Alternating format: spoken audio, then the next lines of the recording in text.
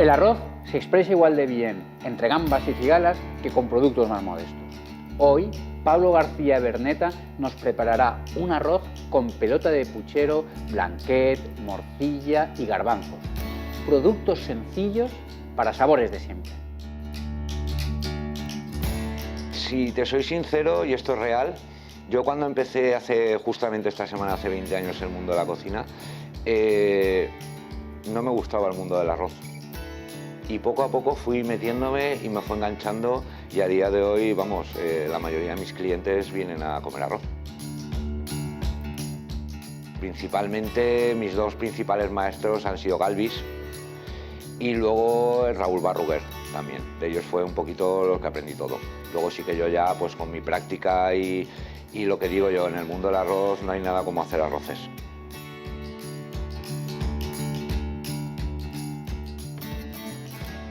Vino valenciano así, como tú dices, contundente, por ejemplo el Temps de Castellón, una bodega muy cercana a nuestra, y la verdad es que es un vino que marida muy bien con este tipo de arroz.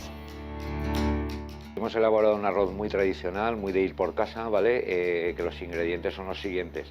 Hemos hecho unas pilotas valencianas, ¿vale? De puchero, blanquet, morcilla y garbanzos. Luego tenemos un sofrito de ajo, cebolla, tomate y pimentón, ¿vale? Y una infusión de azafrán.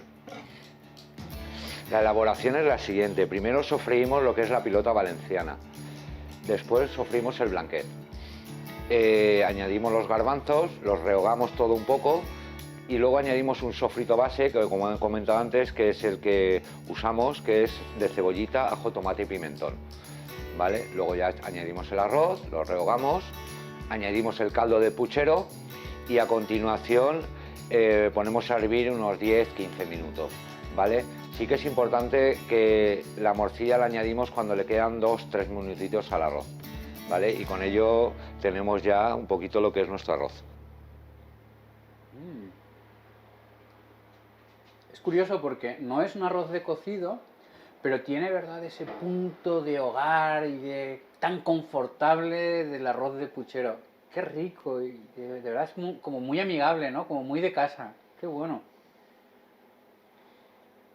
Bueno, pues, esa pelotita, qué bueno. Esta es la pelota. Morcilla también. Morcilla. Muy bueno, me encanta.